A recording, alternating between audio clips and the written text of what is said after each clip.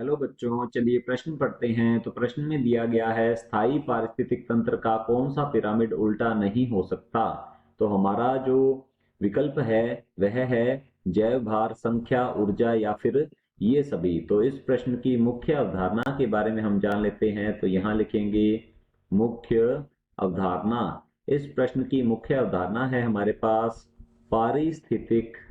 तो लिखते हैं पारिस्थितिक पिरामिड। पारिस्थितिक पिरामिड या फिर इन्हें स्तूप के नाम से जाना जाता है।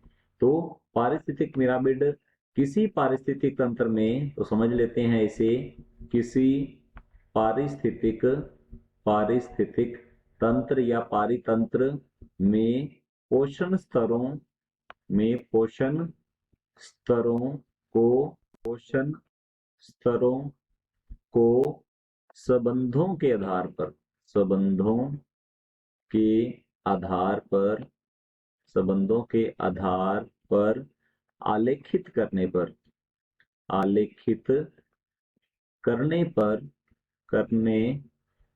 पर पिरामिड नुमा पिरामिड नुमा संरचना प्राप्त होती है। पिरामिड नुमा संरचना प्राप्त होती है जिसे पारिस्थितिक पिरामिड कहते हैं। जिसे पारिस्थितिक पिरामिड या स्तूप के नाम से जाना जाता है। जिसे पारिस्थितिक पिरामिड कहते कहते हैं। इन्हें पारिस्थितिक पिरामिड के नाम से जाना जाता है। मुख्यतः 3 प्रकार के पारिस्थितिक पिरामिड जो हैं ये पाए जाते हैं। तो पहला जो है ये होता है जीव संख्या का स्तूप या पिरामिड। जीव संख्या का पिरामिड। दूसरा जो है ये होता है जैव भार का पिरामिड। और तीसरे प्रकार के होते हैं ये है जैसे कि ऊर्जा का स्तूप या ऊर्जा का पिरामिड। यदि हम बात करें जीव संख्या के पिरामिड की, तो ये उल्टे या सीधे दोनों प्रकार के बन सकते हैं। तो यह उल्टा भी हो सकता है और यह सीधा भी हो सकता है। और यदि जैव भार के पिरामिड की बात करें तो यह भी उल्टा और सीधा हो सकता है।